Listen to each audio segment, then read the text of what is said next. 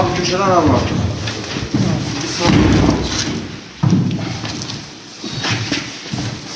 Hayır abi. Tamam.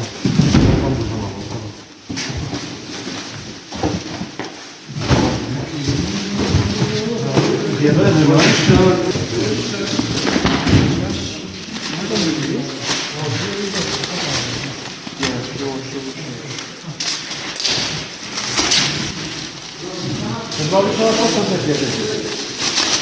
Konsept çok konsept sonra. Yok, yani sadece bunu yapacak. O da merkezde değişmiyor.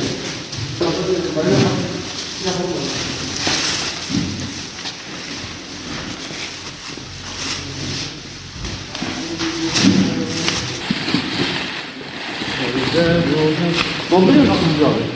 Ben size poşet açayım o zaman. Tamam. Tamamdır bu da. Yerine aç.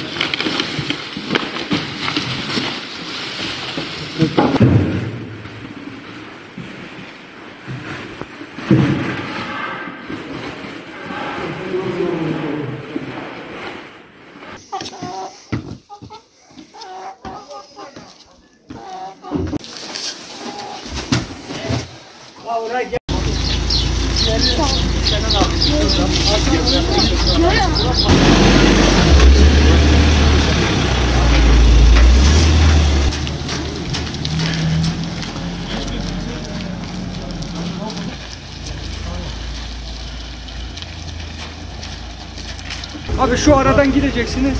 Şu aradan gidip şeye çıkar.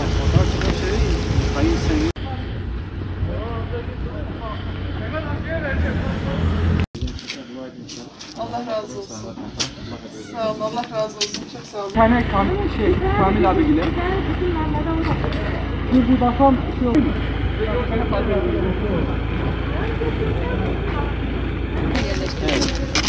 Bir tane belediye yapmazsa durmaz böyle bakalım.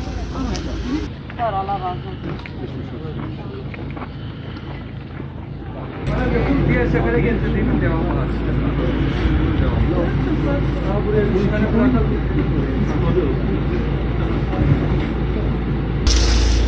Ben sigara alıp kameraya aldım. Allah hayırlısı kabul et.